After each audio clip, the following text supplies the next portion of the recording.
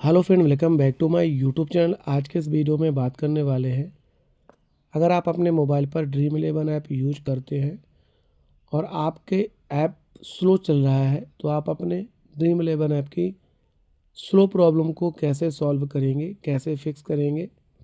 आज के इस वीडियो में आपको यही बताने वाला हूँ।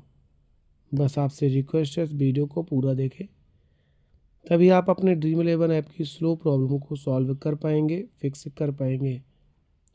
ड्रीम इलेवन ऐप की स्लो प्रॉब्लम को सॉल्व करने का सबसे आसान तरीका है, मोबाइल के गूगल प्ले स्टोर पर जाएंगे, सर्च बार में जाएंगे और टाइप करेंगे ड्रीम इलेवन और अपने ऐप को एक बार अपडेट करेंगे।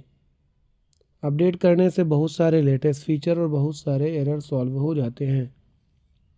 अपडेट कंप्लीट होने के बाद अपने फ़ोन को रिस्टार्ट करेंगे और आपके ड्रीम इलेवन ऐप की स्लो प्रॉब्लम सॉल्व हो जाएगी।